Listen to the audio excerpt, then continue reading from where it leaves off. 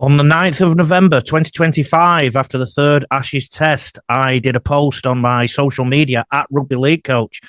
I commented on Nathan Cleary's ability as a rep player. Here's what I said. Nathan Cleary has gone through another three-match representative series looking like a normal halfback.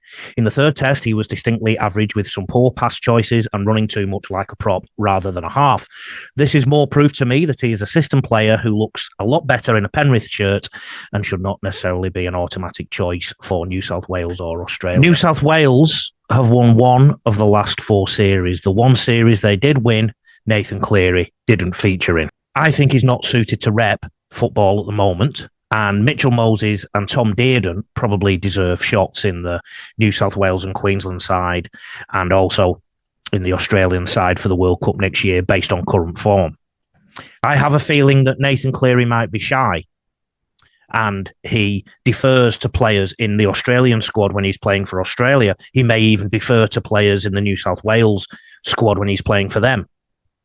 He may be suffering from performance anxiety. The media pump him up to be potentially a future immortal, and that's because he's been part of a system that has won 4 premierships. But I emphasise the word system there. Club coaching is very different to rep coaching.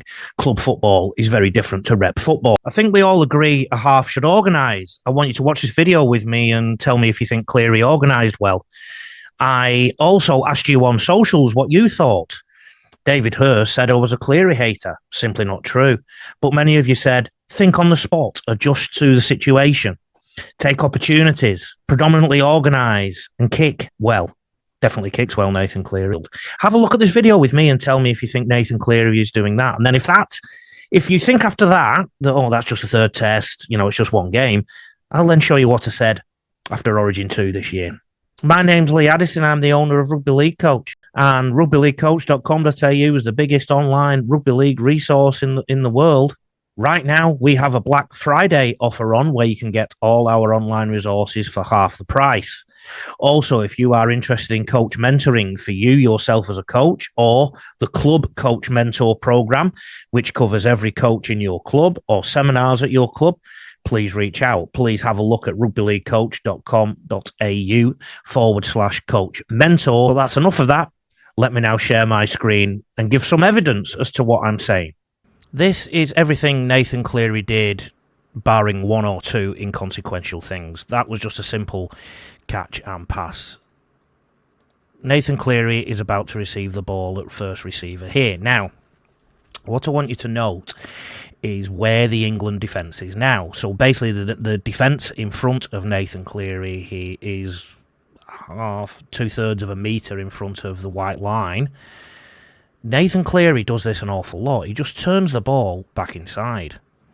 And the first collision with Tino Fa'atawa-Malawi is almost less than 1 metre away from the red line on the other side. So Australia have lost metres if this tackle is performed correctly. Instead, England botch it up a little bit. But even so, that's a couple of metres less. What should Nathan Cleary have done instead? How about Tino Fa'atawa-Malawi just took the ball in straight from the ruck? If that's whatever Nathan Cleary wanted to achieve here, he's made it hard for his prop. And he does this a lot, and it's almost a default setting for him.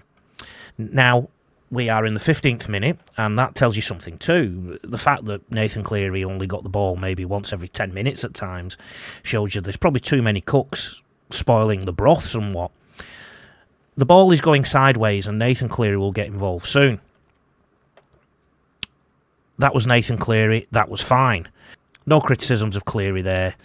He's moved the ball. He's engaged the defence.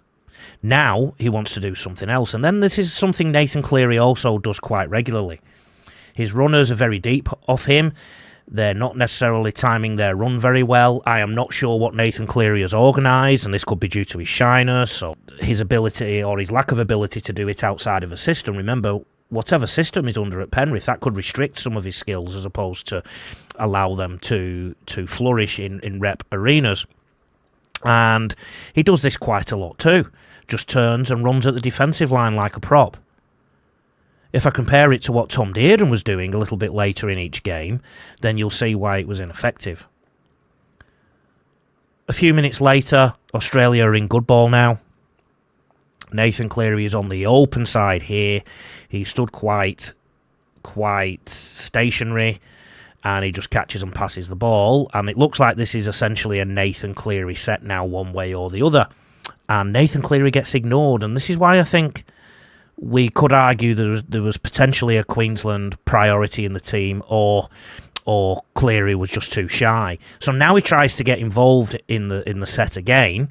He's not really organised his outside. He's definitely not organised anything inside him, and he just carries the ball to a line again and tries to get away with it. So I think you'll all agree with me. There's not fantastic organisation coming from Nathan Cleary now, but things get worse. Nathan Cleary has good organisation here. He's got a left option, a right option, and what we would call a jockey in the form of Cameron Munster, but he passes to the ground. He's got good organisation here, passes to the ground. Here's a set coming out of their own half in the 23rd minute. Nathan Cleary, again, nothing organised outside him that he used, so he runs with the football. You see here Nathan Cleary organising at the bottom of the screen. He looks quite calm with what he's doing. He looks to move Ruben Cotter, I think, on the inside, and it's just that inside ball again.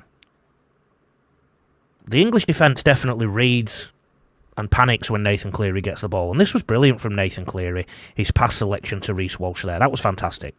And I think that's what people want to see more of, that pass choice, that pass selection that somebody with the skills of a Nathan Cleary can carry out. Now, Nathan Cleary fans, what you're about to see isn't very attractive for you. Nathan Cleary, ball to ground. Runs the ball like a prop once again, nothing organised around him. Ruben Cotter now comes in as a first receiver.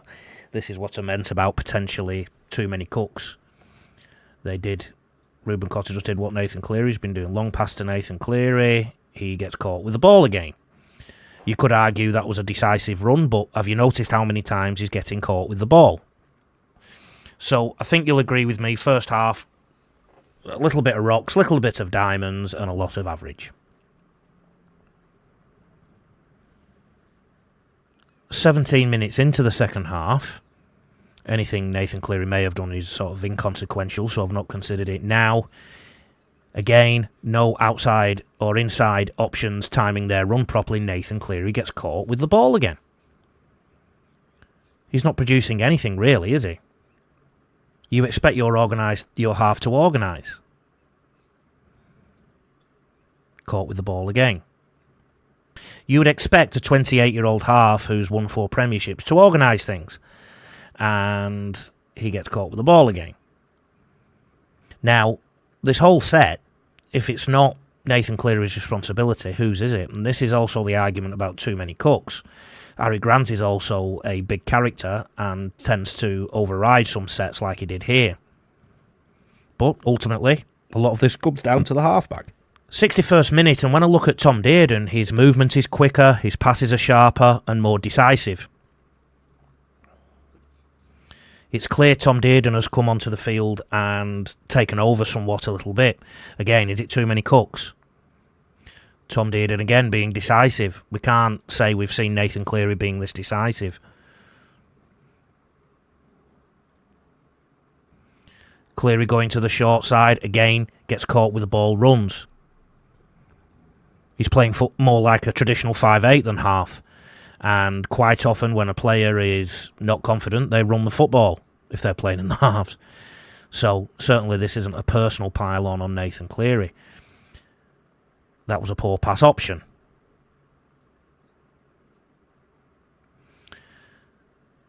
Not bad from Nathan, decisive. Just what Tom Dearden did on the other side of the field a few seconds ago, so no criticism there. Now what does he do on the back of that? Gets caught with the ball again. Let's have a look at that for a decision. Look at how compressed the England defence is around the ball. If that ball got some air, look at the space Reece Walsh ran into. Reece Walsh, not Reece Walsh. And this isn't my first or only barbecue in this regard. I have covered the second and first test, and I have some video, and I could show it you if you like, but I don't want to make this video too long. Also, I also said this about Cleary and about New South Wales after Origin 2, 2025. Have a listen to this. The New South Wales team attack has definitely been average in game 1 and 2. The halves, including Nathan Cleary, the much vaunted player, have been following a very strange plan or doing it very wrong. There's another hit up. So I keep going back to what I said about under 9s, under 10s, under 11s. They tend to worry about moving the ball sometimes, and they just take hit up sometimes, don't they? And that's why the rules are in for the first receiver to push the ball on. Well, this is what New South Wales were doing when it mattered in this game. Another hit up, and we're still playing in the middle of the field. In the next hit up, again, very basic. They're still within those scrum lines, still within those tram lines. The next thing that you'd expect them to do is move the ball laterally. But no, all the New South Wales players are walking towards the ball, and Cleary on the next play takes the ball in like a prop. He's been doing that an awful lot lately. I think his brain is somewhat confused about his football at the moment. He's reverting a lot to just running the football, and he literally looks like a prop sometimes when he runs the ball. He's getting bigger and bigger in the gym, I think, as well. Luai gives it to Cleary, who reacted late, shades of DCE in Origin 1. And he gives the ball to Azaio, who just carts the ball up to the middle of the field. In the next play, Cleary passes the ball to Luai, who again runs down a dark alley. This is a very interesting clip because there's so many Queensland defenders in the screen. One of the reasons is that the New South Wales attack isn't doing anything to move around the Queensland defence. The next attack, Azaio takes another hit up. If this was DCE in game 1, he would have been dropped. If this is a losing game in game 1, and he was a Queensland halfback and 37 years of age, he would have been dropped. But Nathan Cleary, at the moment, we can't, anybody who has a go at him, including me, get shot down. But this is awful from the halfback, awful organisation and awful coaching as well. In a moment, Cleary gets the ball in front of a flush defence again, so just passes the ball back inside. There's no plan. They haven't got any clue of how to break down this Queensland defence. The only reason they have scored is from gaining momentum with fast play the balls, with kicks, and with poor individual errors from Queensland. He wanted the ball because he saw an overlap and he didn't get it. So maybe some of these problems are coming from the number 9 area too. But where is Nathan Cleary organising it all? And then the last play of the game, and this I think was the point when we all realised that the game was gone for New South Wales. This is where Nathan Cleary hits Payne Haas and Payne Haas loses the ball in the tackle. Look at the potential overlap. If Nathan Cleary would have gone round the back to Dylan Edwards, could New South Wales have gone in the corner? Let's check the numbers. 1, 2, 3, 4, 5, 6, 7, 8, 9, 10, 11 Queensland players in the screen, which means there's only 2 Queensland players outside here. Going to the back man to Dylan Edwards would have brought the right second rower in here, the right centre and the right wing. New South Wales would have had an overlap. His automatic selection isn't working for him nor the teams he's playing in. Yes, I know Australia won the series, but that's as much about England frailties as it is about Australia's success. If Australia play like they did in the 3-Test Ashes series in next year's World Cup, Samoa and Tonga and New Zealand are going to be very excited. Thank you so much for watching this video. Don't forget to have a look at rugbyleaguecoach.com.au.